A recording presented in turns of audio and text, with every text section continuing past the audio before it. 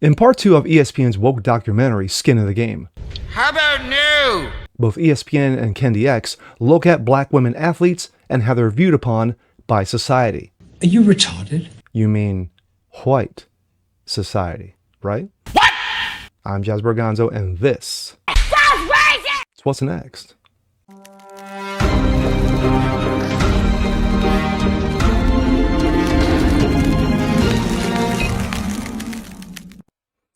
Happy Friday, guys. Jazz Berganzo, What's Next, your daily dose. Hope you guys are feeling good today on this day as we end the week.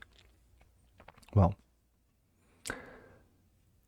I started to do a series about ESPN's new woke documentary called Skin in the Game, where they team up with Espn'S Kendi, a known racist, but he's educated.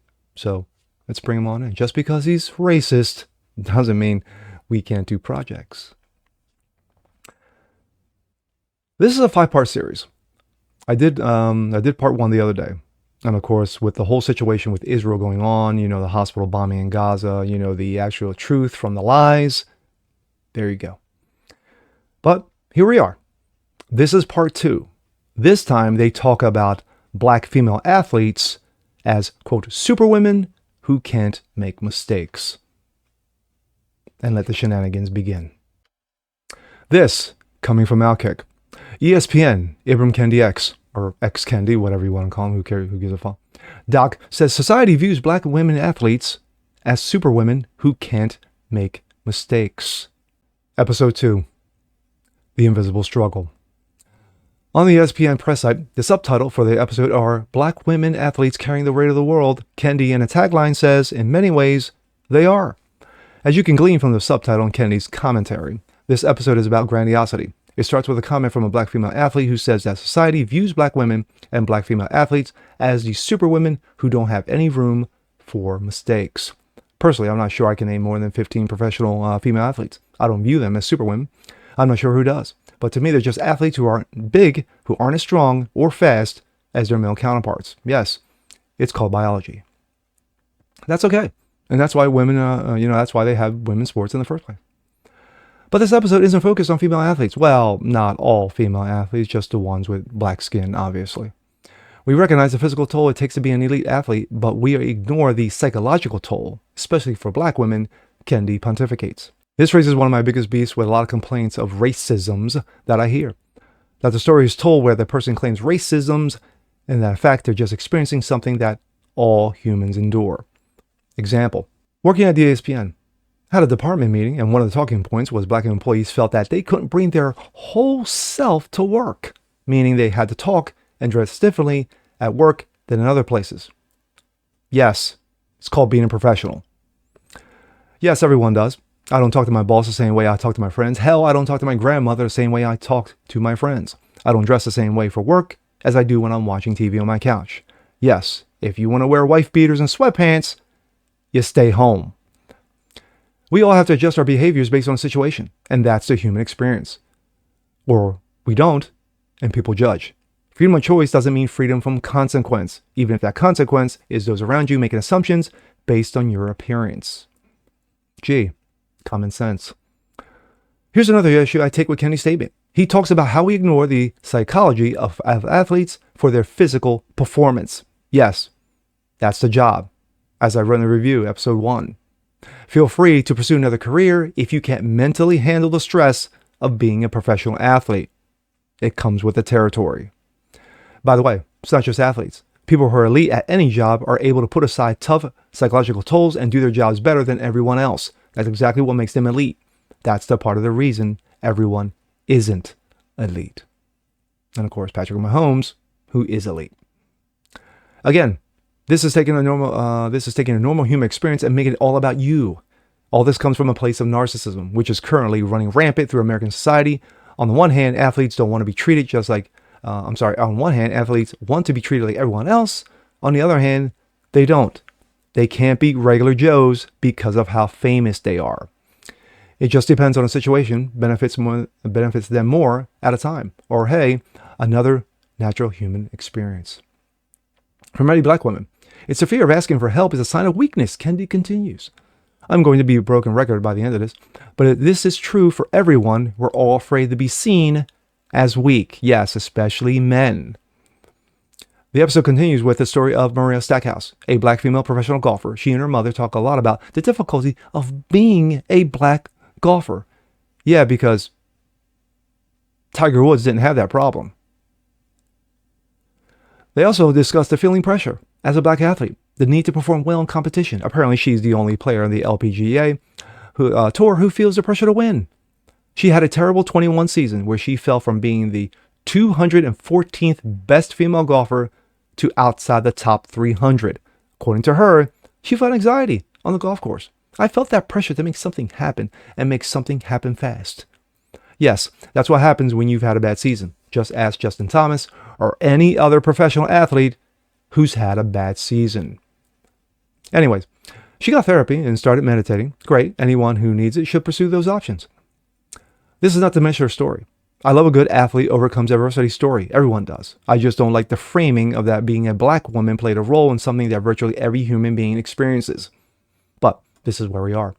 This series, based on racism, that means to need to find many examples of racisms in sports, except where they don't exist. So they start inventing them, and we're only in episode 2.